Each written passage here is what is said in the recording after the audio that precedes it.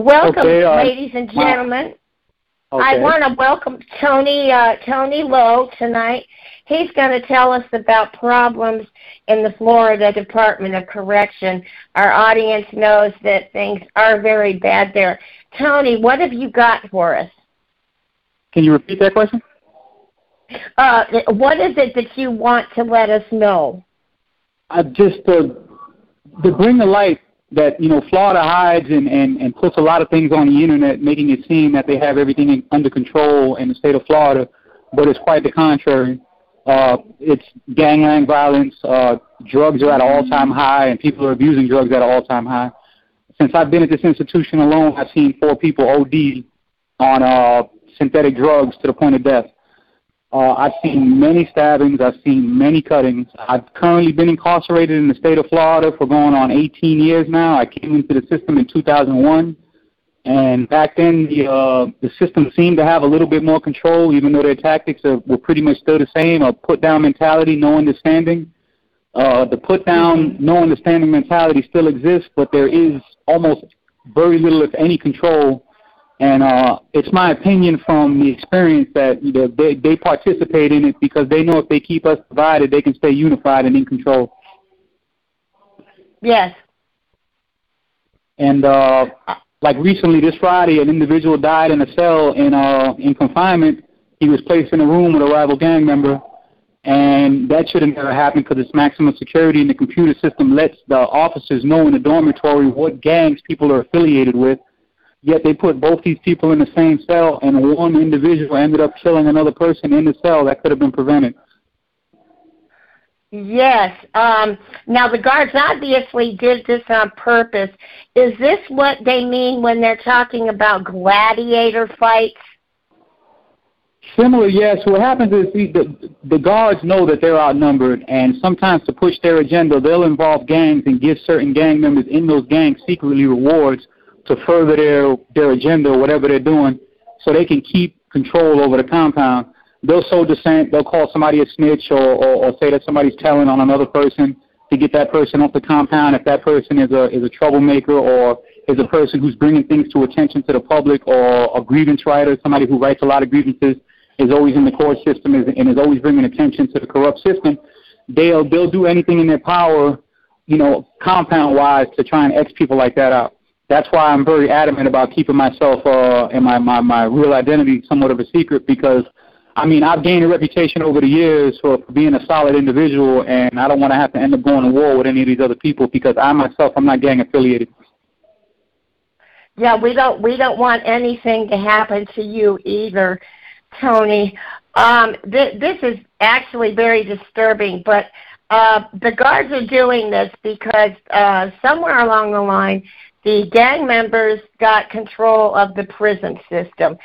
With the drugs, isn't that about the gist of it? Whoever has the drugs is No, I running can't the prison? really say that much because the gangs down here are really disorganized and they're more of a nuisance than have any form of control or any form of hierarchy. It's just chaos. And what the officers are, it's more like, how can I put it? It's more like the Dark Ages. It's just more like, the officers is like survival of the fittest. They come into work and they don't really care if we kill each other or what we do as long as they get to go home after doing their 12 hours. Oh, my goodness. And I hate to say it, I've been down 17, and I'm not trying to sound biased because I'm a realist. I did the crime that I committed in the street. I deserve the sentence that I got, and I'm doing the time. But I don't deserve to live in the environment that I'm currently living in. It's gotten way out of control, and I'm a tough cookie, and it's starting to stress me out. And, I don't want to transgress to the way I used to be. I've come a long way in the evolution of being a better individual, and empathy and love have gotten me a long way. And, in this gladiator-type environment, even now, it still helps, and it keeps positive energy and negative energy away from me. But I see the descent is going to go further down the rabbit hole. This is just the beginning of the climb of ignorance and violence and the drug problems that's going to plague Florida for a very long time to come. Yeah. I was in New Mexico when they had that horrible riot, the last one. And the thing that really started it all was the guards were doing what they call the snitch jacket, which is what you are talking about, where they label an inmate a snitch so he gets in trouble with the other inmates, correct? Yeah, I've seen that happen. That's what they were doing at Santa Fe.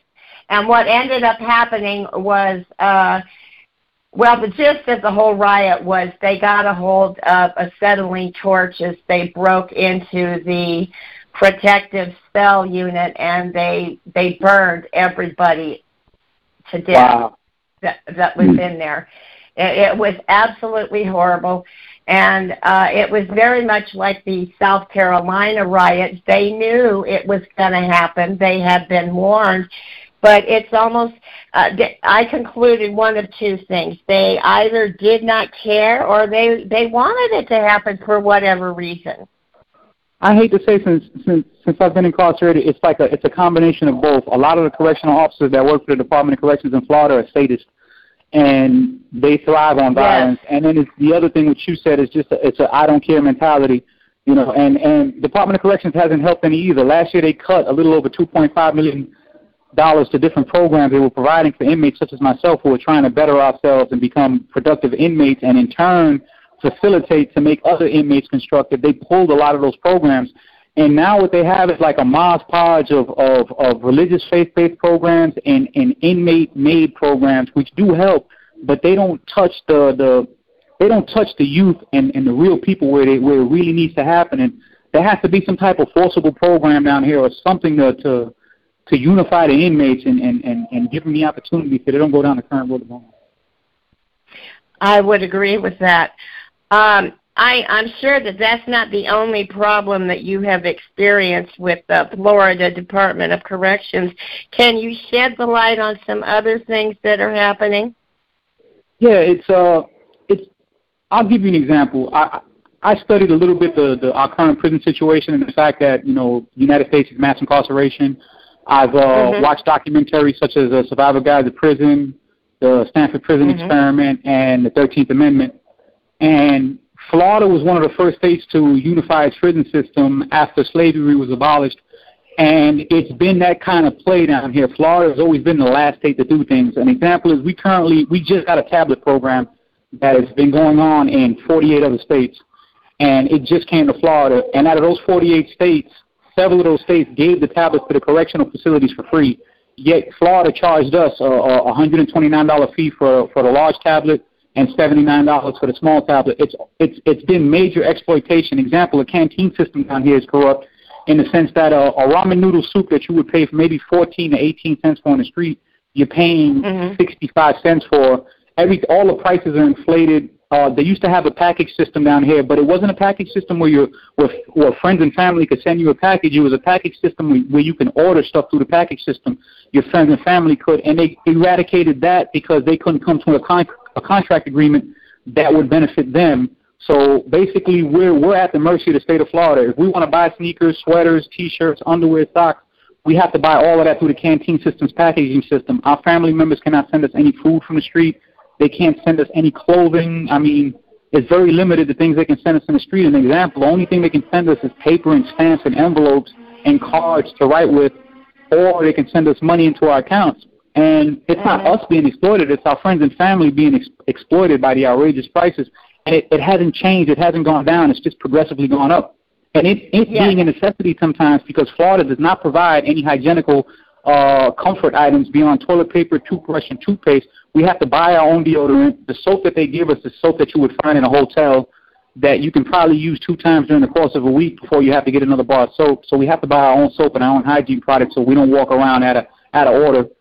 And, you know, it's our friends and family and people in the chain gang who hustle and do different things to get by when, in my opinion, you know, all these things could be a lot better if they lower the canteen prices, bring programs and educational programs and vocational programs back to Florida. Florida has been more of a non-rehabilitative state. It's a never-ending revolving door. In my 17 years in the chain gang, I've seen numerous people get out and numerous people come back. Yeah. Tony, I hope this might make you feel a little better, but it probably won't. the problems you are describing in Florida, I can tell you we have here in Arizona, and Jenny has them over in Pennsylvania. Wow. It is a nationwide thing, and the reason this is happening is because of the one company that is in charge of this whole thing. Now, I get it wrong sometimes. I think it's GEO. It's not the car GTO. GEO has a footprint in Florida, yes. But believe it or not, the footprint in Florida for GEO is not a big issue because GEO only runs. I was going to say all the companies come through there. They're all linked to that GEO in one way or another. And GEO has been funding Florida elections for years, their campaign. Oh, of course. So they've been electing I forget the name of the lobbying firm. Yeah. Yeah. So what do you think of that? That's got to be excruciating. You want to hear the crazy part? I've been to a GEO institution in Florida, and their institutions are sought-after institutions by inmates because they provide numerous programs. They provide a balanced living area with not a lot of violence and a carefree environment for the inmates to be able to flourish and do the things they need to do. Really? Yeah. So they make better prisons then? Down here they do. Perfect example. Wow. South Bay Correctional Facility and Bay CI are two facilities run by GEO down here, and another one called Blackwater. Well, that's good to know. I'm going to have to look into that. That's very interesting. Tell me about the Go ahead. Go ahead. The thing is, what they do is they get federal funding for all the programs that they have, so they make sure that they keep all the programs alive. Florida, for some reason, is at odds with the federal government, and they don't get a lot of federal funding when it comes to programs. Since GEO is in it with the federal government, and they do so many other things for the federal government itself, including the federal prison system, they get all types of perks from the federal government down here in the state of Florida. So, like an example, I'm at this institution right now, and this institution only provides masonry and basic GED education as a trade and as a vocational trade to get by. South Bay Correctional Facility provides carpentry, masonry, plumbing, horticulture, culinary arts, computer classes, CDL, and GED and cave upkeep.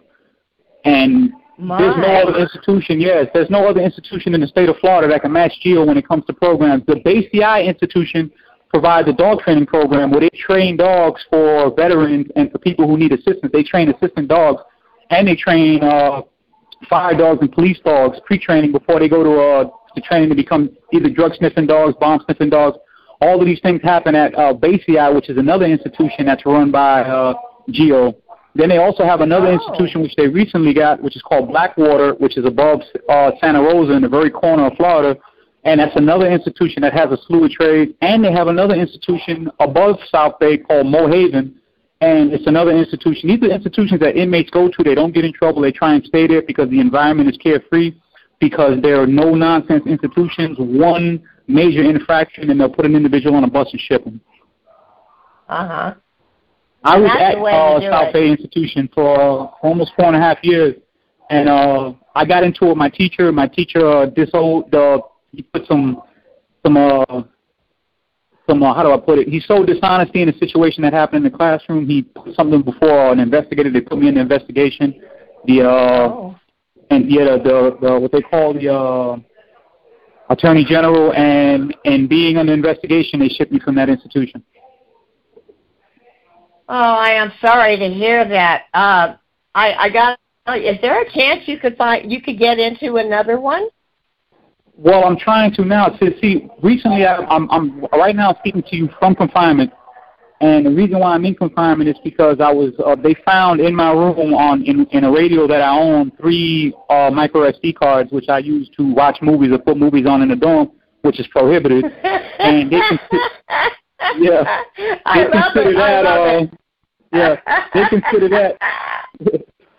They consider that a cell phone charge, so they put me in confinement under a cell phone charge. The cell phone charge carries 60 days, and loss of all gain time. They didn't take any of my gain time, but I'm currently doing 60 days. I should get out of confinement this week, but I'm currently in confinement. Funny. And in being in confinement, I can't put in for a well-adjustment transfer. I have to be DR-free for an entire year, which is extremely difficult to do in Florida because, I mean, the correctional officers down here, it's similar to the street. There's so many rules on the books. They can give you an infraction or just make something up to give you a DR if they don't want to see you go anywhere, or if they just want to see you get shipped to somewhere else. Yes. Yeah, I am aware of that. So instead they put you in confinement where you can use your cell phone and call us. Isn't that nice? Yeah, it's ironic. They didn't find that. I had somebody else. I never keep this device in the institution on my person. I keep it hidden in somebody else's room. Oh, good.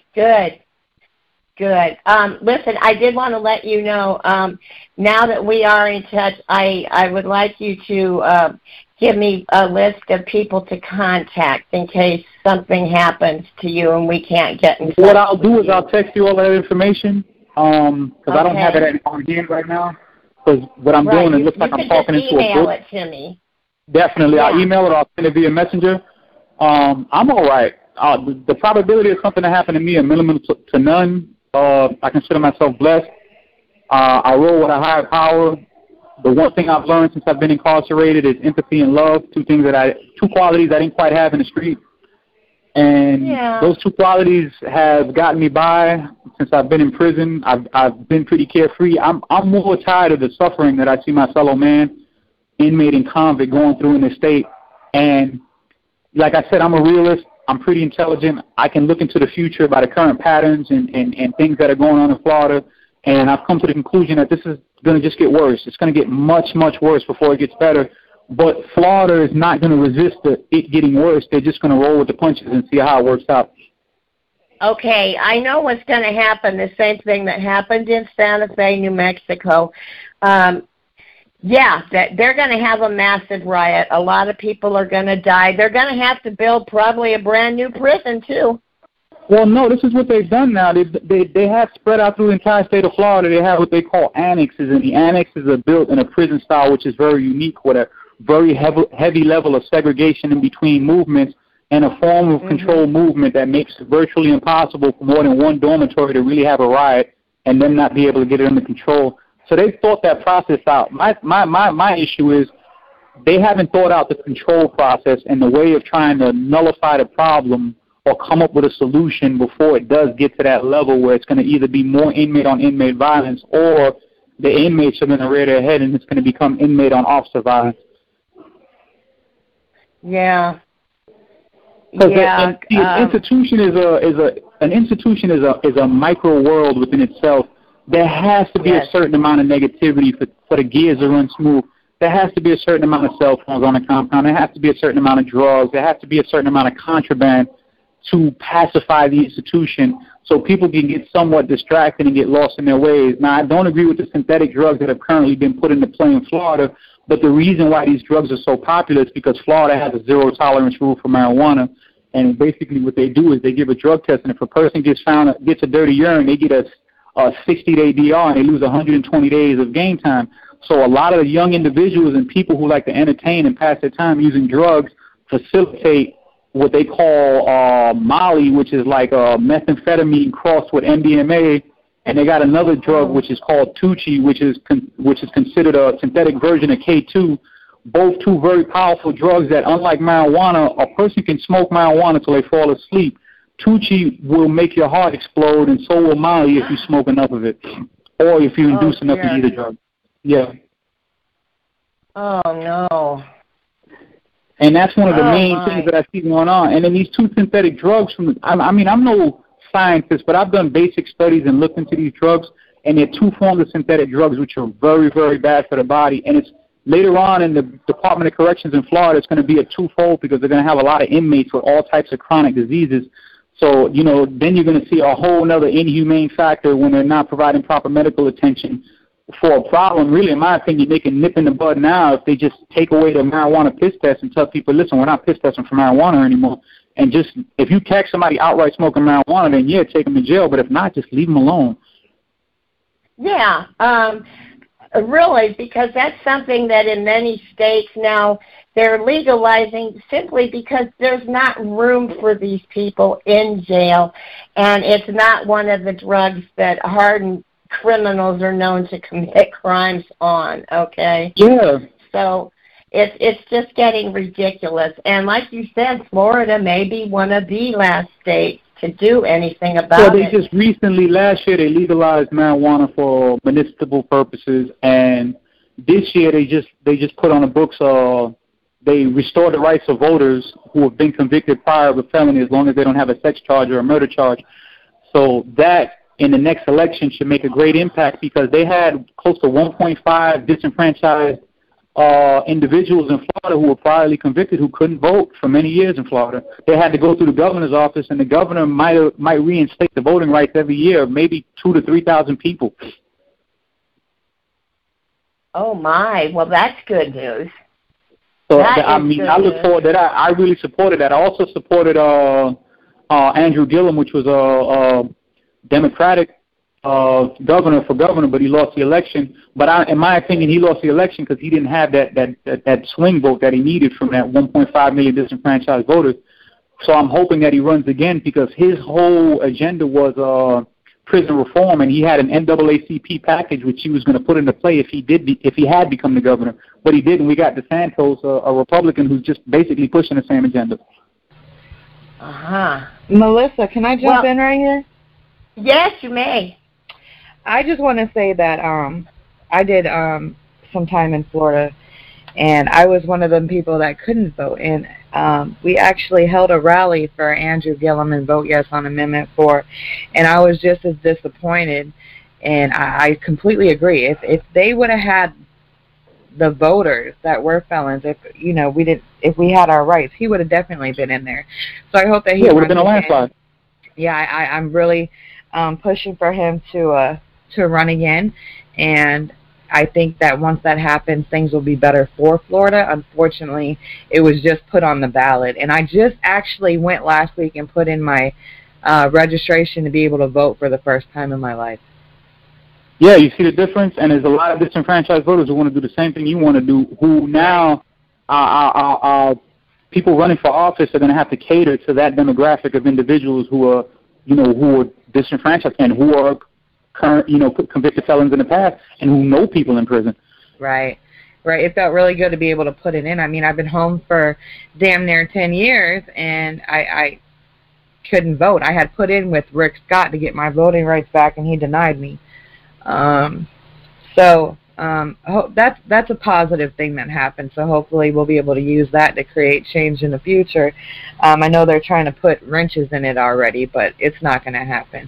I just want it's not going to happen. It's ironclad. I read the law. It's going to be attached to the amendment. It was the people who came up with the language for the law itself were all lawyers and ex-judges and whatnot. So it'll withstand any legal challenge they throw at it. Right. And once it becomes part of the Constitution, it can only be voted out. It can't be stripped from the Constitution.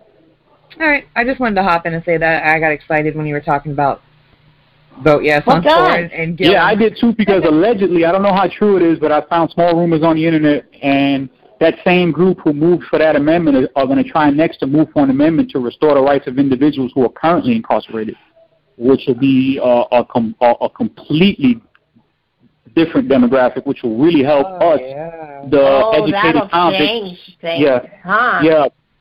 So then we can get the signatures we need in the street to petition, and then we can push the vote and have other people follow us with the vote, those other 1.5 million people in the street who are disenfranchised. Right.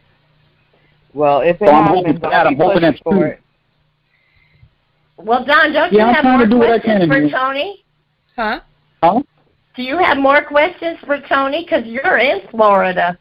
Well, yeah, I mean, I served a lot of time in Florida. I've been to every female institution except 2 in the state of Florida.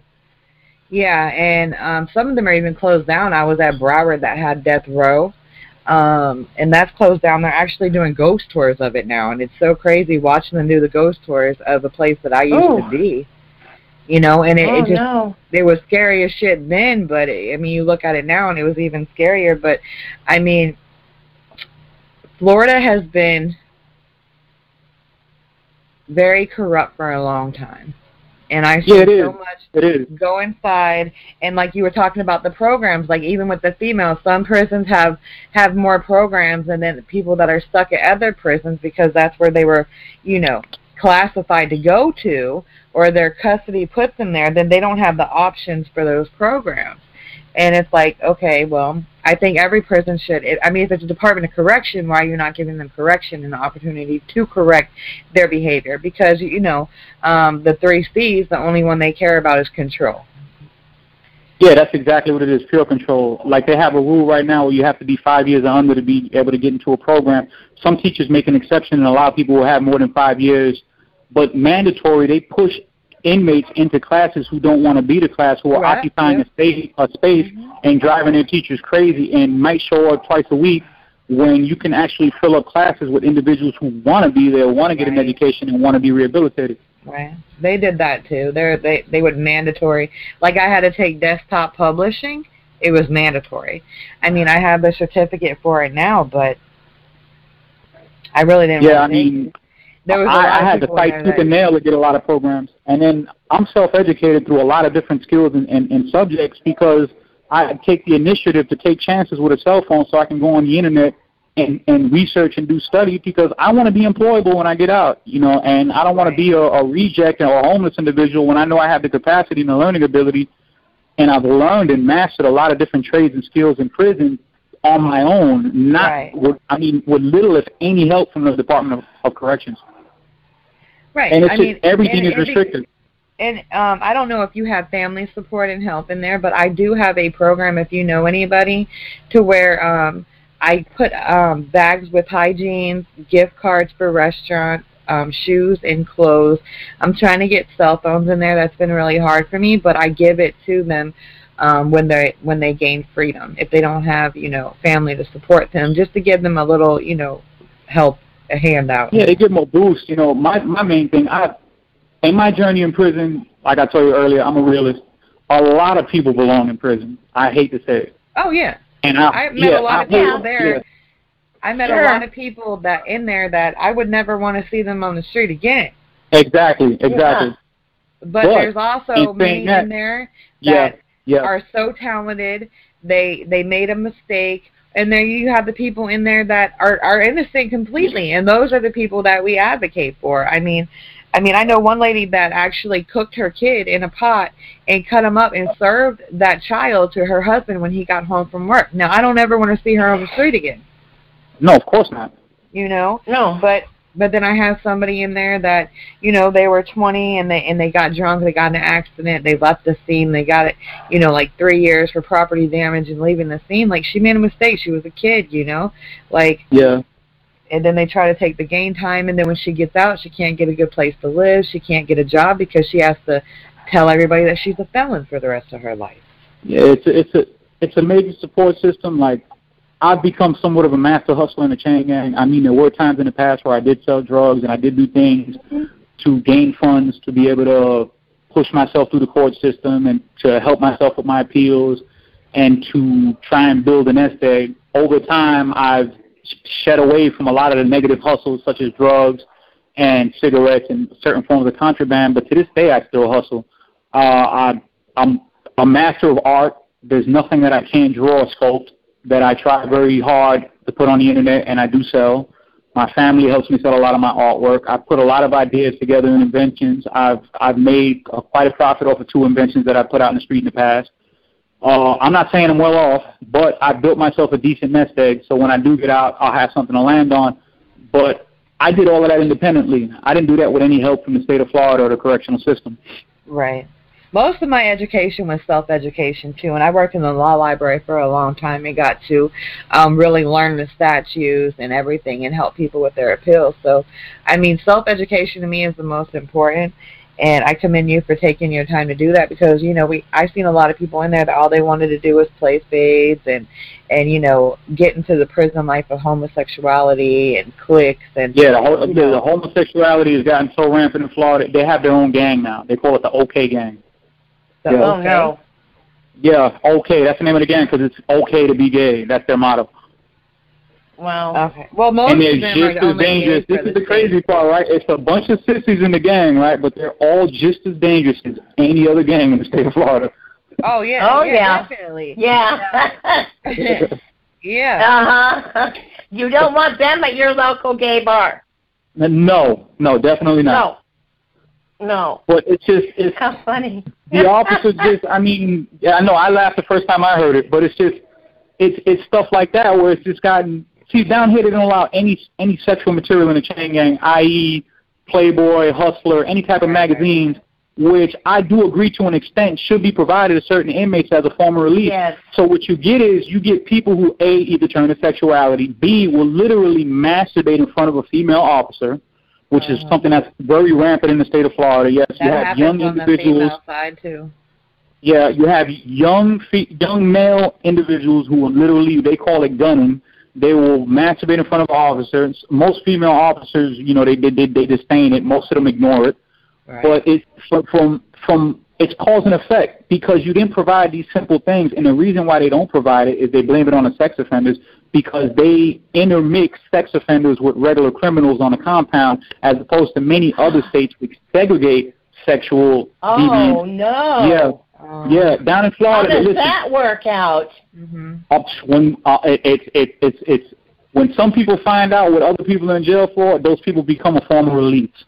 Meaning, I've seen very violent situations when somebody finds out that their roommate is a sex offender, and you know this individual might have pictures of his family in his photo album, and you know he might think they think the worst and the wrong thing about these individuals.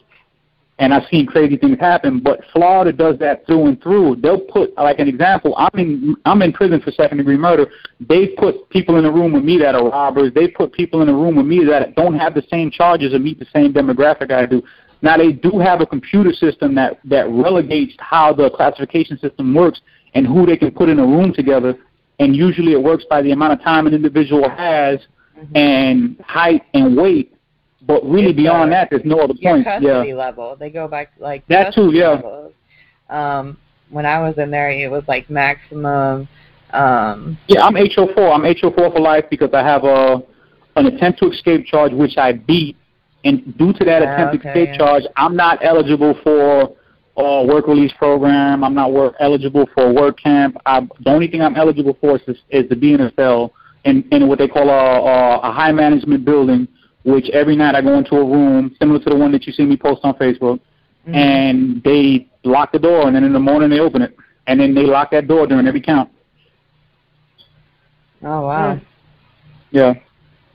Small things that I've gotten used to. The nuances, I've become the type of individual where I look at the half cup full as opposed to the half cup empty. Yeah. And I cherish the fact that I'm alive. I look at the positive things in prison, too. They do give us 3 meals a day. They do provide us with clean clothes. You have people in third world countries right now that would kill somebody to become a prisoner in the state of Florida, so to speak. So, you got to take the good with the bad. I just don't like the fact I've never been a hypocrite and I've never been a liar. Those are 2 principles that were set into my mind and like ingrained in my being from a very young age. Right. And I disdain hypocrisy. I hate when Florida says don't do this, but they're doing it. Or I hate when Florida lies to the general public through their internet service and system, and you go on their website and it looks like a daycare center, just a college campus setting. When in reality it's just off the chain. Those are the things that peeve me, and in my opinion, the public should know the truth and really know what their tax dollars are going into and what's really going on behind the wall. Absolutely. That's the thing that bothers me. The public needs to consider their tax dollars pay for these prisons. If they only knew what was going on, I think they would be appalled. My suggestion to many people out there, 3 movies that opened up my eyes. For a long time, it was a theory or a hypothesis in my mind that prison was intentionally done, and they were doing what they were doing for another reason. And the Stanford Prison Project showed me, which was a very powerful movie, and I'm not going to give you any of the details. Just please watch it if you have the opportunity. But it gave me the keys and showed me that prison, the system itself, was broken since its inception. Then the Survivor's Guide to Prison just showed me how so many places in different areas of the country are going through the same thing, if not worse than we're going through in Florida, and it's all about money.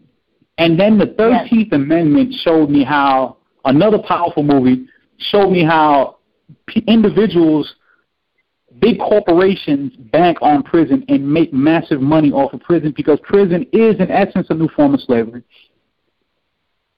Yes, it is. And after seeing those 3 movies, it became fact. It's no longer a conspiracy. Our government doesn't really want to do any reform because, like you brought up earlier, big companies like GEO, CCA, and other correctional private institutions, they lobby through organizations to get Congress, both the Democrats and the Republicans, to keep their foot on our necks. Yes. Absolutely. Because down here in Florida, they don't pay us, period. They don't pay us for, they call paying us game time. The only 3 paying jobs that you can get on a compound, which are virtually impossible to get unless you're kissing major ass, is canteen, staff barber, and staff canteen. Those are the only 3 jobs that pay a wage. The canteen people make $50 a month. Both the canteen people, and I believe the staff barber makes the same. Oh. Besides that, there are programs like Pride, but Pride has become so stringent with the classification system because they've had problems in the past with HO4s and HO5s, which they've exaggerated the one person, everybody pays for one person doing one thing wrong, has disenfranchised and disqualified a lot of individuals from being able to work for Pride. And Pride is another working job that's extremely hard to get. If like in my status, HO4, I can never get a job at Pride. Well. And the reason why I look at the job situation is because people need money to get out of prison. When you get out of prison now in the state of Florida, they give you a $50 debit card. They don't even give you a bus ticket anymore. They drive you into town, they give you a $50 card, and they send you on your way. And that's it. So if you don't have a support system, if you didn't save any money up, or if you don't have any family in the street, what can you do with a $50 debit card? Yeah, you're going to end up right back in there. I see your point. I really do. Do you have any advice for anybody that is new going in there? They want to know, how am I going to survive in Florida Department of Corrections as an inmate? 3 simple rules. An old man told me this when I came to prison, and they're principles I live by. Mind your own business. Don't gamble, and don't mess with any homosexuals. Those 3 foundational rules can inflate and multiply into so many other different areas of thinking. But those are the 3 main rules that I follow. And they've gotten me through prison. Plain and simple. I mind my own business. I don't get involved, so to speak, when I see people warring or going through it on the compound. I don't get involved. I can't, because if I take a side, then I'm taking a side, and then the other side is going to be against my side. Gambling. If you gamble, if you play with money or you're gambling, people tend to feel a certain type of way when you win their money, and they're liable to do something to you. And homosexuality has so many immoralities that, I mean, if I was to explain it, it would be a whole other phone call. Right. Right. Okay, there is a trick to being solo. That means not gang connected, right? It's not always that simple, because you are approached when you're new, aren't you? Not so much. It depends what neighborhood you're from. Most of these young gangbangers actually are coming off the street already affiliated with these gangs and bringing this mentality in gangland. Yeah. There's new recruits in the train gang are not so much. But it happens, but it doesn't happen in the sense that most people see on TV. TV has a weird way of depicting prison, and I hate to say, like 95% of it is incorrect. But what you get is a lot of these young kids, they grow up in broken homes. They might just be being raised by their mother, or at worst, being raised by a immediate family member, and they come to prison looking for, a kinship, a brotherhood. And they end up getting involved with those gangs in prison, or they begin that same journey while they're on the street because they don't have any, real family or any real family principles, and they get involved with these gangs and they learn street knowledge and become part of this family, which really is like the ultimate delusion, because most of these people, most gang violence in prison, gang on gang violence, the same gangs beefing with each other, and other gangs beefing with each other, people vying for positions, so they'll stab their own gang member in the back to put themselves on top. I mean, it's really it's a non-win situation, and I've never been big on gangs, because when I grew up, I never wanted to go to war behind somebody else's idiocy. You might get one of your brothers to do something stupid, and then you got to go to war because this idiot did something. And to me, that never made sense in the street or in prison. So I've always stayed to myself. And since I have very unique hustles, and I'm what they call in prison a needed person, because I know the system through and through, and I know how to make things happen. People tend to want to leave me alone or gain favor with me, whatever they do, whatever gang that they're in, because to be without me would make the time that they're doing right now a lot more difficult. Yes, absolutely. Oh my. Okay. Any advice for mothers out there that have their grown children in the Florida Department of Corrections? First of all, is there anywhere moms can go to get some help if their son's life is in danger from a guard, for instance? It's an iffy situation, because basically all the Department of Corrections is going to do is if a mother calls and tells them, oh, my child is in danger, they're just going to put their child in confinement.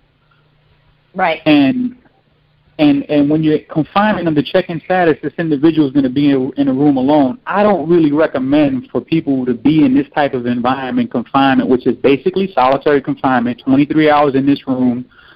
Actually, I can say 24 and some change, because they let us out for a shower, and they let us out once a week for a rec, which is an hour, and we can get haircuts, and the haircut probably lasts 5 minutes. But we're basically in this room 24/7. So that's not a lot of people can't handle that pressure. And in being in confinement, all they're going to do is take them from one confinement, send them to another confinement in another compound, and then clear them to be put back back out in general population. Right. But let's say their son was irresponsible and took a very large loan from another gang member, or was involved in drugs and owes a debt. That debt's going to follow him. Like, I use a cell phone to do positive things with, but a gang member will call his brother at another institution, because once a person gets to another institution, it's nothing for me to look it up on the internet and see that individual is at another institution, and know that if I have anybody at that institution, I could A, send somebody at that individual to get my money, or B, send somebody at that individual or hurt him for not paying me my money. This is the mentality that goes on. Yes. So the main thing I tell people is, if they have children that have drug problems, to really push their children to try and get into drug programs so they don't get involved in those types of situations, because I've seen people fall to a lot of different aspects of prison violence, rape, and other things under the influence of drugs, because they lose control. And, to nip that in the bud from the very beginning, and to sometimes believe their children when they're telling them what's going on in the prison system.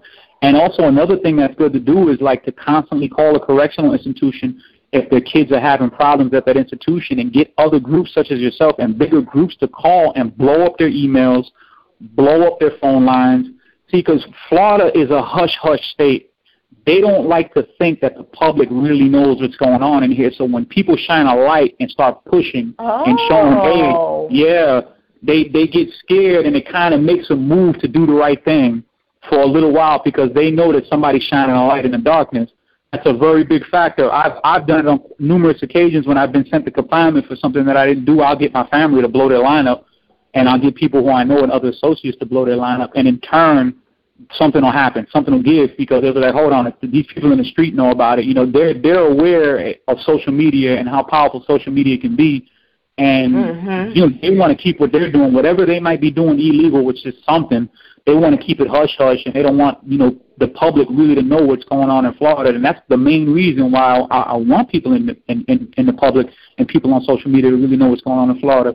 And I'm not being biased. I take the good with the bad. But right now, the drug epidemic and the gang violence and the officers, they don't care mentality and put down mentality is only going to it's only going to add flame to the fire and make the situation a whole lot worse than it already is. Right. Right. Well, Tony, it has been wonderful talking to you. I would like to know if you would like to come in and touch base with us every weekday on Tuesday at this time. I will attempt. They're going to put me back on the institution, and to be honest with you, this institution right now is going through a transition from a regular institution to a CM institution where they're trying to make this closed management maximum security. So they're shipping people left and right. I don't know if I'm going to be a fall victim to one of the shipments, but also we have a new warden here, and he's been applying massive pressure throughout the entire compound. That's his way of trying to fix the problem by shaking down. So when I get out, the high probability is that I'm either A, going to get rid of this phone, or B, I'm going to put it up for a definitive amount of time until I can see what's going on around me, so I don't end up coming right back to confinement again after getting out. Absolutely. You got to listen yourself and take care of yourself. But we're going to be here whenever, and you know how to get. Yeah, you have an open invitation. Best case scenario, if you can, send me addresses where I can write. I'm a very eloquent writer, and I will write. And you can keep me updated on the situations and what's going on currently in the state of Florida. Also, I ask that if I do write, don't mention the other end of this because they censor our mail heavily. Right. I have a son that just came out. I'm aware of what they do. Yeah. My son was in Arizona, not in Florida, but we got a different host of problems here. But you have an open invitation with us, Tony, an open invitation, and we are going to stay in touch with you. If there is anything that we can do for you or any of your friends, you feel free to let us know. My main thing, like I said earlier, I really want social media and the public to know the truth. I would do so much more. We will make certain, won't we, Don? And like I said, I would do so much more, but in doing so much more, I would expose my hand. And I don't want to completely expose my hand because then I don't want to go to war with the officers, and I definitely don't want to go to war with all these gang members here in Florida. Right. No, absolutely not. Because I'm not the type of individual, I'm not going to check in. I'm going to be the one to fight the good fight. That's just me. It's a moral principle. I was taught that if I'm fighting the right fight, I'll never lose, and so far I haven't. But I don't want to put myself in that situation. Right. Take every precaution that you need to take. You know the inside. You have to be safe. You have to. Take it's not. See, the public. It's really not hard to dig up a lot of the things that these people do. I mean, there are new transparency laws in the state of Florida, which make it easier for private investigators and just general public people to look into what's going on in the prison system and put it out there. We all know why the news reporters and news stations don't put it out there because they're all affiliated with the big corporations that want to keep everything they're saying. Yep. But social media, is a completely different demographic, and it will get put out there. Yeah. They have no. Well, they still didn't put a post. I mean, I've put a lot of prison-orientated posts, and I've spilled a lot of stuff into YouTube too. A lot of different videos and situations, and a lot of that stuff is still up. So they do censoring, but they don't censor as bad as the media does. Right. Yeah, down here the media glorifies the prison system. I mean, twice a week they have a program where they show you all the people that have warrants and people who are wanted in the state of Florida and call this number and that. But they speak on that end, but they don't speak on the other end when somebody in prison gets killed because from lack of what the police is supposed to be doing and doing their job properly. They won't report that. No, they don't want to do that, but we do. Yep. I truly appreciate it. That's really my main agenda. That's one of the real reasons why I went to the purchasing of this phone and taking a little bit of chances that I'm taking now because I'm just tired. I'm tired of all the BS going on down here in Florida, and I'm willing to take a chance to an extent to try and expose a lot of the things that people are doing. I appreciate that. I really do, because the more the public knows, the faster this is going to happen. And I just want it to happen before any more major riots occur. I have an off-the-wall question. What's up? in solitary confinement where you're at, I remember I was in solitary confinement probably about 6 times while I was in there, but we didn't have a plug. Like, there was never a plug in there. Oh, this is all battery action. I got like a sock full of 1,000 batteries right now. Okay, I got people all over the institution. They love me. They take care of me. They send me batteries, and I make it happen. So do you, I remember when we were in confinement, we used to yell at each other through the toilet. Yeah, they stopped that a long time ago. They fixed that. You can't do that anymore. People just yell under the door now. The officers really don't care anymore. Oh, okay. And then I know that there was a rat. They had a rat in confinement, and they used to put stuff on, like tape it to this rat's back and let it walk around for Wow. No, see, we got this thing down here. It's got to be the first time I've seen people do it. It's called fishing. They with the string. Yeah, we did that. We tied it to the string. Yeah. They tie a string and they shove that string down the hallway, and in like big buildings, like T buildings, I've seen people fish from downstairs to upstairs. Oh wow! Like they'll push a little. Yeah, I've seen some crazy stuff, and then they make the string real thin, so the cop can't see him fishing. So if you're looking through the window, you'll just see a honey bun in a bag of chips floating in midair. We used to do that too, and then that's so funny. We had, what was really funny is the one time that I was in confinement, there was a girl named Kelly that was in there, and this little girl, she looked like a kid. She was so short, so skinny. You would have thought that there was like an 8-year-old in prison, but she was like 27, and she could fit through the tray door. Wow. So at night out, when she would squeeze through the door and go run around and visit everybody and pass shit around. Well, listen, they got runarounds around here. In all honesty, there's a handful of police. There are a handful of intellectuals who work on a compound. I call them intelligent cops because they're not about the bullshit. Right. They're going to come in, they're going to do their 12 hours, they're not trying to apply any extra pressure, and they do have a level of understanding when the shit hits the fan. But the majority of these officers are sadists. I mean, these are people in school that were getting kicked in the ass or they were getting bullied. Mm-hmm. They have no control at home, so they come to work with this power trip. And, like an example, you have captains and lieutenants that in this environment, in this microcosm, they are captains and lieutenants, but the minute they step out the gate and they get in their car, they're a normal civilian. Yeah, they're nobody. Yeah, they're nobody. So, they really trip out on a little bit of power they have here, and they take it to the extreme. Yeah, I experienced that. And then, to me, I always said there was 3. There was either really corrupt, evil correctional officers, no, or the ones that came, and they did their jobs and they went home, and then you have the ones that tried to fit in with the inmates to be cool. Yeah. And then you got, like you said, you got just, like, the majority of what I've seen in the chain gang, the ones who make people's time harder to say this. I'm all for if you go on a shakedown and you find a knife or you find something that can cause somebody bodily harm or violence, that you confiscate that item and you put that person in jail. Or if a person commits an act of violence, you put them in jail. But it's gotten so ridiculous. Like, example, I got caught with 3 SD cards, 3 micro SD cards with a bunch of movies on them.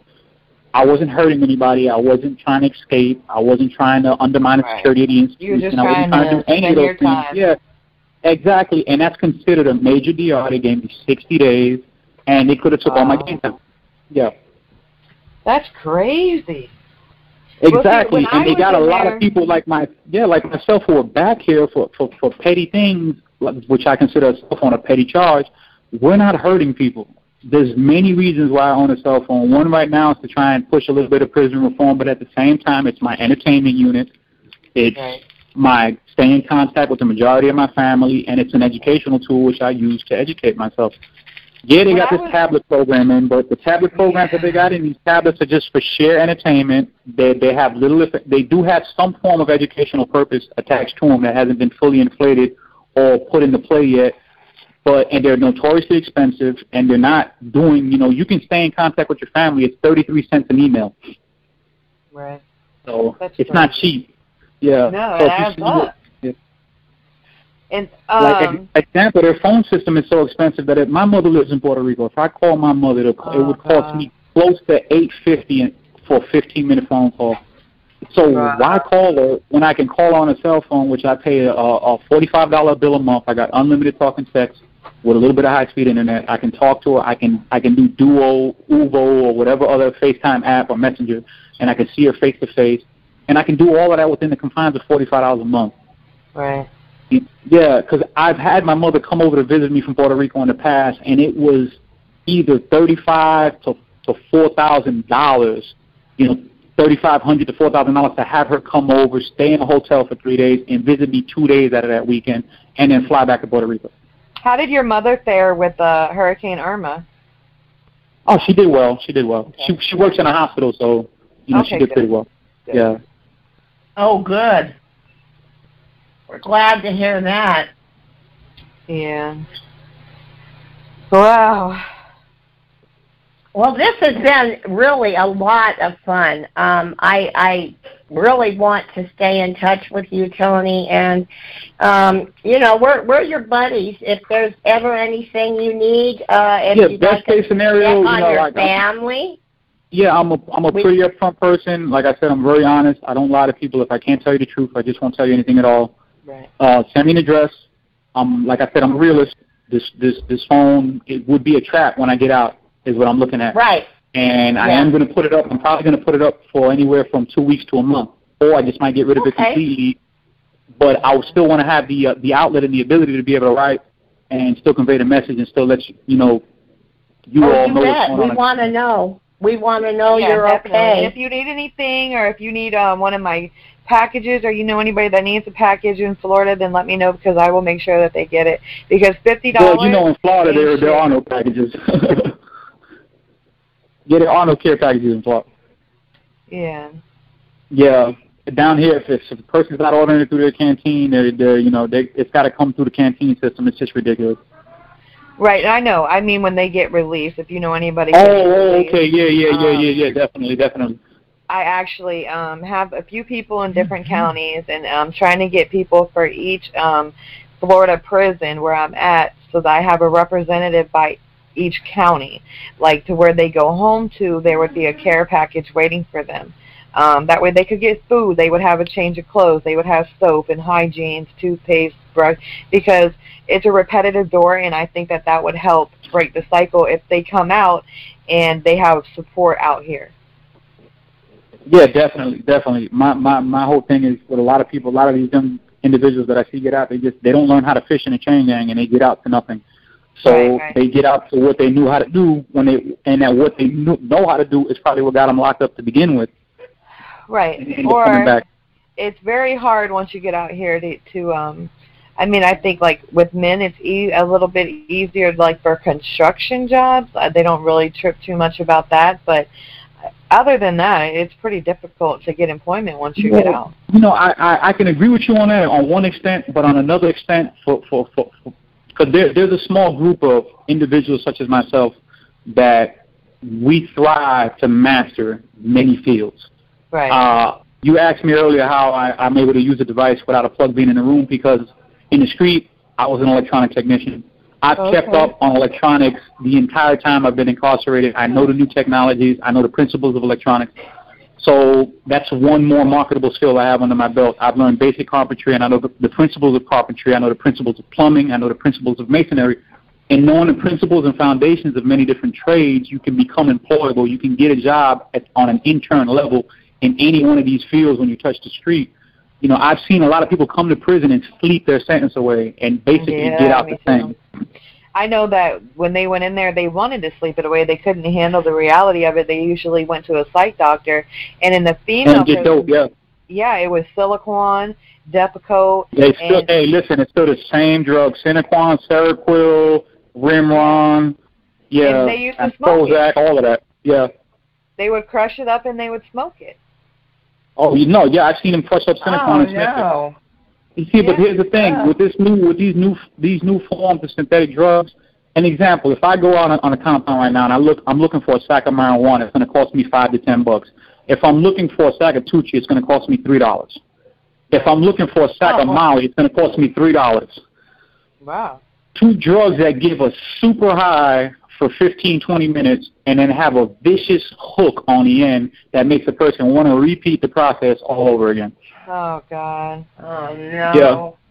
So you get weak-minded people who have addictive personalities get locked into these vicious circles. I've seen good people I've known from past years who were in prison, who were strong individuals, entertain these drugs, and it basically looks like crack. You know, it's like they look like crackheads. They get all skinny, and like their whole crack. It's like a trophy. Yeah, it is. These new drugs. I grew up in the Bronx in New York during the crack epidemic, and I remember as a kid, I seen good neighborhoods go to shit. I seen what a powerful drug of that magnitude did. It really ruined my neighborhood in New York to the point where my father moved me and all of my siblings to Queens to get away from it. And I'm seeing that same exact pattern happen right now in prison with these same two forms of synthetic drugs, because Florida doesn't want to give any type of parlay on the marijuana situation, where these drugs are cheap, easy to get, easily accessible. They have no field test, so they don't test positive for anything. They don't test positive when you take a urine test, and they're synthetic drugs composed of other dangerous drugs that these individuals use. They smoke, they sniff, they do all these, and they're drugs that you can literally, I've seen people OD on them. You know, when I was incarcerated, we could actually smoke in the state of Florida. Like, they sold cigarettes in Black Miles. Oh, listen, this man smoking a pack of cigarettes right now in the chain gang. There's a drought on the compound. They're probably going for $80 a pack. Yeah, but see, we could buy them off canteen when I was there. Like, you could roll your own, you could get Newports, and then I worked staff canteen. So you were getting paid, So when I worked staff canteen, I had like officers on my payroll. I was eating real food, and I have a real high arch under my foot. So I used to take like a whole pack of cigarettes and put it right under my foot, put my foot in there, and they'd pat me down, and I'd take it to the compound. Like anything from bubble gum to a pack of Cools, whatever, I had it. Down here it's the officers they don't, like, a lot of officers, they don't mind bringing cigarettes because they consider it petty contraband. But what they did was they outlawed cigarettes, which I'm gonna be honest, I don't smoke. I hate cigarettes. So when they outlawed cigarettes, I was happy. But what they did was they had quit it, that they had took it off. So I was like, I bet there's a lot of, like, it's gonna take. I figured there would be like a lot of fights at that point. Nah, you know, I hate to say it, a lot of inmates in Florida, they just lay down. They go with the flow. They took cigarettes. Now, don't get me wrong, the female prisons did riot. They did get mad, and for a while they were selling cigarettes in the female prisons way after the Department of Corrections on the mail end stopped. The women stuck together and they stuck it out, but the men, they laid down and wore it, and then a lot of other people just took advantage of the situation that they made cigarettes a commodity. And like I said, a pack of cigarettes right now in the compound I can sell for $80. That is crazy. Oh, wow. And then what does a cell phone run? Like, we didn't have no cell phone. Example, the phone that I currently own, I paid $350 for. And usually, sometimes what I'll do is I'll do a 1-for-1, or like if they got a route, I'll buy six phones. They'll get 3, I'll get 3. I'll sell 2, keep 1, or I'll sell all 3 of them. You know, I'm still in that business. I still do that because it's still marketable, and I don't see anything wrong with a person having a cell phone. Right. No, we don't either. We didn't have them when I was in there. They didn't even exist. Like, when I got home, I had to learn how to use it. Well, I've always been mechanically inclined, so, like, I mean, right now I'm speaking to you off an Android device, and it's just, to me, it's amazing the different things that this device can do as apart from just making phone calls and getting on the Internet. Right. Yeah. And, so do you play Candy Crush? That was an addictive game of mine for quite a while. Have you played Prison Town? No, not so much. It's because it's too in depth. But what I got now is I recommend the gamers, because I am a gamer myself. I love video games. I've always loved video games since I was a kid. They have Nintendo emulation systems. And they all the way there from the original Nintendo to the Nintendo 64. They have a Sega emulation system and a PlayStation emulation system. And basically what it does is it turns your Android device into Sony PlayStation, Nintendo DS, Super Nintendo, Nintendo 64, and then you can download free ROMs off the internet, and you can play those games on that emulator as if you were playing them on a console. Wow. So, you can revisit a lot of old games, and then a lot of manufacturers have made Wi-Fi and Bluetooth controllers, like PlayStation controllers, Super Nintendo controllers, and so forth, and you can link that controller up to your device. And then if you get real sophisticated with it, like if you got a smart TV, you can download all of that stuff onto the smart TV, and you can play the video games, the old throwback games through the TV, through the Wi-Fi controller and the actual app and the ROMs that are on a smart TV. Yeah, I play Sonic the Hedgehog on my TV. But have you heard of the real game that's popular that all the teenagers around my house are playing is PUBG? Have you heard of it? What? PUBG. P-U-B-G. B-U-B? Nah. I'm a throwback kind of guy. I'm 41 years old, so like right. I only use social media as a platform to relay my message. I really don't do too much else on social media besides stay in touch with family and friends, and I play a lot of the old video games because in my opinion, like Android really doesn't make a lot of good video games for their platform, but Nintendo got it right, Sega got it right, and PlayStation got it right. Do you know that Nintendo uses Inmate labor? Oh, I wouldn't doubt it. I know a lot of companies that use Inmate labor. You still don't play though, huh? But at least to an extent, in those states where they were doing Dell computers were doing their thing down here for a while, and they had inmates assembling their computers and they were paying them. But DOC got wise and wanted a better contract, and Dell backed out and said we're not going to do business in Florida anymore. Yeah. All right. Yeah, DOC's always wanted to be like right now the canteen, they get all kind of kickbacks and they get all kind of extra stuff and all kind of extra perks. And other companies like Walmart and the original Keefe that used to be down here that's no longer down here, Trinity took over. Oh, it's not Keefe? Yeah. No, Keefe's out. Keefe's completely out. Keefe got out after they sued Florida about the cigarette situation. Oh. Yeah. So I know I heard you say Pride earlier, which I remember everything was Pride. The bunk that we had was Pride. The locker was Pride. The soap was Pride. They still do that stuff. They still do the license plates. They still do the printing press and stuff like that. But they don't do the computer assembly anymore. They don't do any of the juice factory stuff anymore. A lot of that stuff has gone out the window. All right. Pride has been reduced. It's only like a handful of compounds that even have Pride still. And a lot of those, like the private institution I told you about, at all three of their institutions, at all four of their institutions, they have Pride. Oh, okay. Good to know. Well, I'll say. Well, definitely, I will keep in contact. I'm at 7%. I got to figure out a way to gas this thing up. And what I'll do is I'll shoot you messages periodically during the week and just a basic synopsis of anything new if it does happen during the week. And but if you find out any time and opportunity, please watch those 3 movies. One is called the Stanford Prison Project. It just recently came out. They made it a movie, but it's not a false movie. It's actually based on an actual true story of a Stanford Prison Project experiment that they did at Stanford University. You have the Survivor's Guide to Prison, which was just one of the most awesome. Very good. Yeah. And that was one of the most awesome documentaries I've ever seen. And then you have 13. Yeah, 13. Which is, I forget the lady's name, but she's the same lady who wrote a book about the new Jim Crow. And she put that movie together so well, and the documentary was just like mind-blowing. It's movies that like those that I recommend for activists to watch and to spread to other individuals who are not activists so they can become activists and actually see what's really going on. Okay. That's good advice, Tony. Yeah. That's great advice. Thank you for that. I've showed those movies in prison, and I've had a lot of people turn heads, and like I can tell the ignorance from the intelligence, because when I put movies like that on, there might be 50 people sitting in a day room, and then at the end of the movie there might be 12 or 13. Yeah. Right. Yeah, and those are the ones who'll turn around and say, "Damn, man, I really appreciate it. I didn't know that."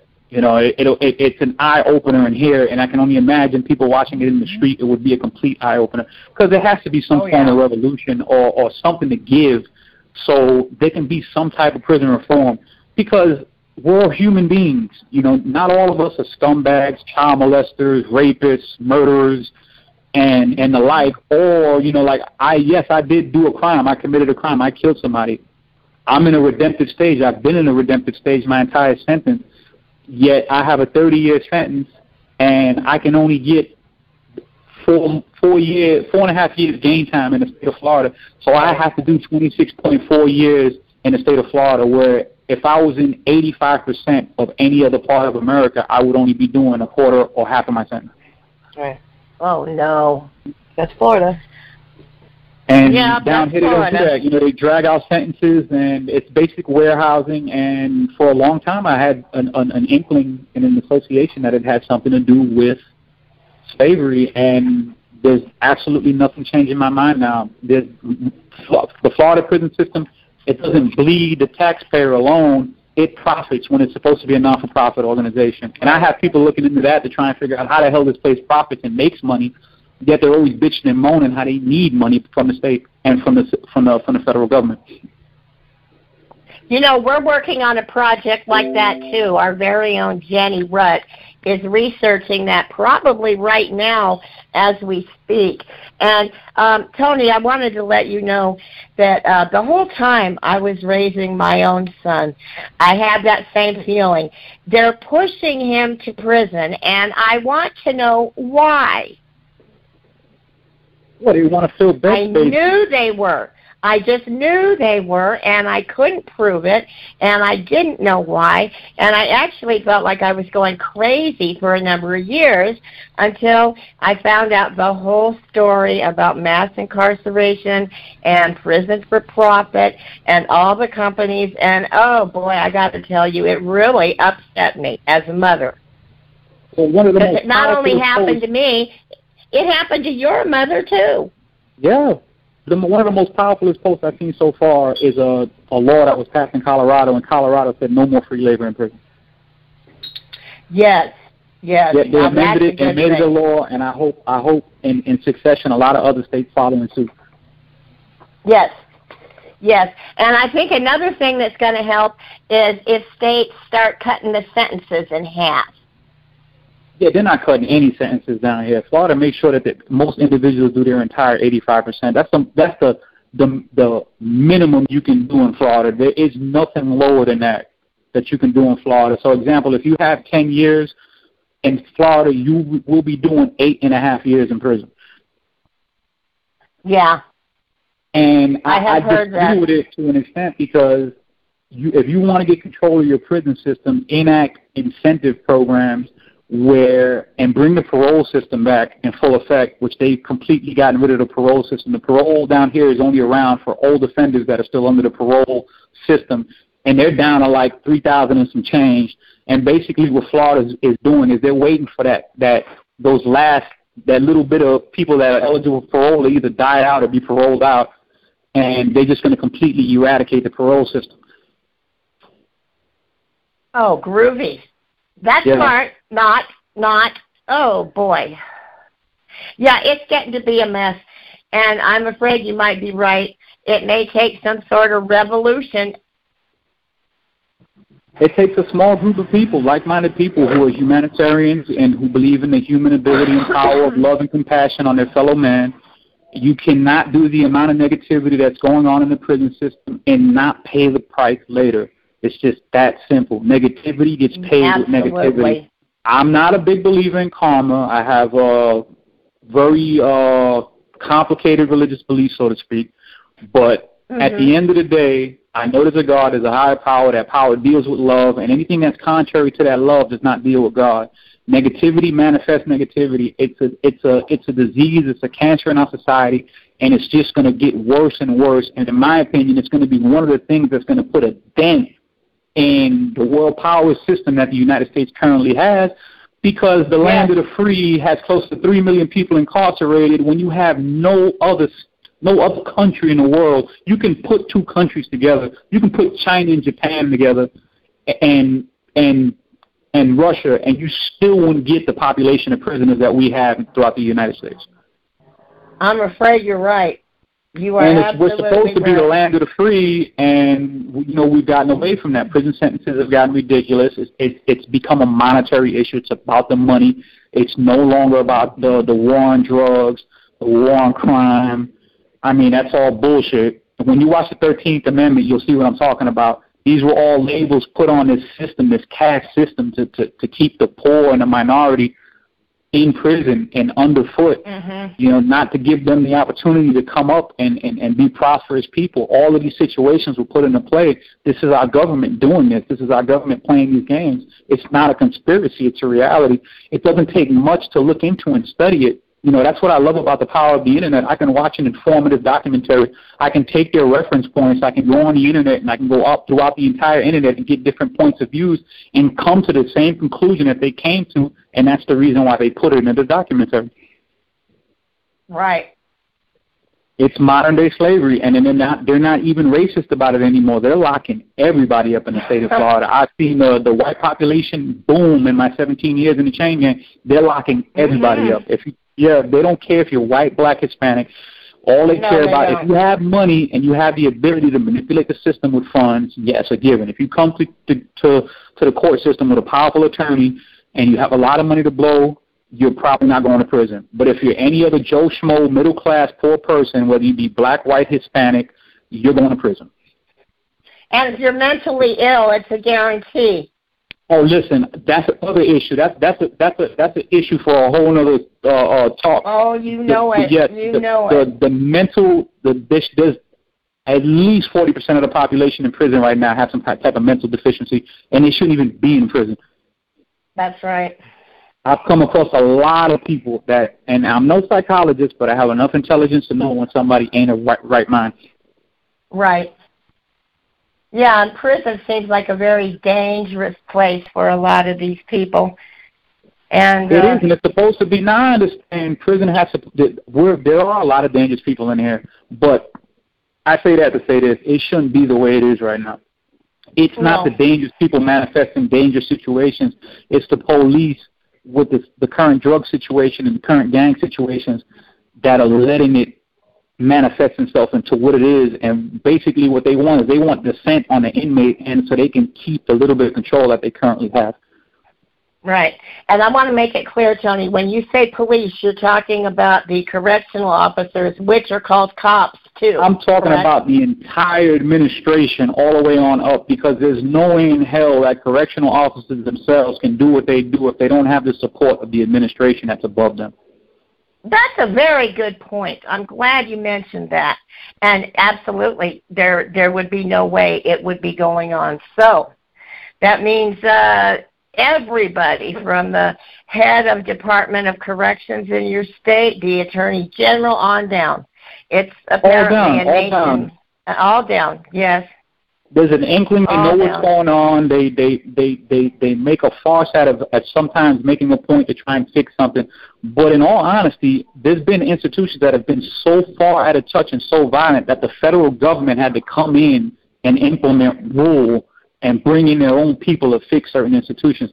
A perfect example of that, if you ever had the time, there's an institution called Swanee CI, Swanee Correctional Institution, that had that same problem. The Office on Inmate Violence and the Inmate on Inmate Violence was so bad that the feds had to open up a trailer in the parking lot and basically monitor that institution until that institution was fixed.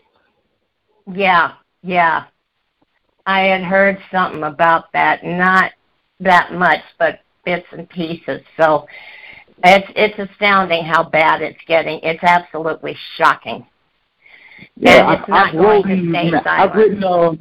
I've written manifestos to Julie Jones, who's the current director of Department of Corrections. And do tell us what luck you had with that charming lady. None. I haven't had any reply. Because some of my ideas are revolutionary.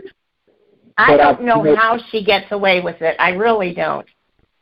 Listen, I've had my people blow up her email. I've had social media blow up her email indirectly apart from myself. And she doesn't know what an email is, sweetie. We figured that out on our end. Yeah, but I like I told you earlier, I take the good with the bad, and I also understand that she inherited the most broken system in the United States.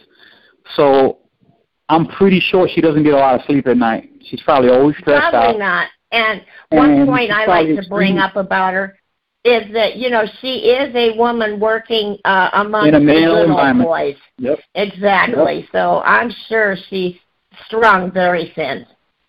They got this thing down here in Florida called a good old boy system, and she came in and shook up the good old boy system. She's the reason why there was an MP3, MP4 player program that was enacted in the state of Florida where inmates were allowed to download music through a pay system. And she's the reason why we currently have these tablets through the Securus program and JPay. She pushed these initiatives, and she pushed them, and it wasn't easy. Because when we got these tablets in September, a lot of our officers didn't want us to get these tablets. And a lot of the administrations didn't want to allow them on a compound. But she had to push and shove and tell them, I'm the boss, and I said it's all right, and it's going down, and it went down. But I say that to say that they don't want to change the good old boy system. And I'm afraid that when she does leave, the little bit of positivity that she has done is going to leave with her because we have a new governor, and a governor usually appoints his own individual over the Department of Corrections. Yeah.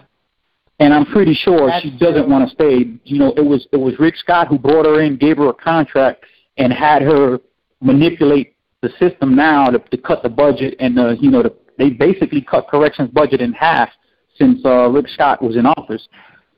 And I'm pretty sure with this new governor, he's going to put his own head over Department of Corrections. And in my opinion, the budget's going to reinflate itself, and all the problems that we had in the past are just going to manifest themselves all over again on that area.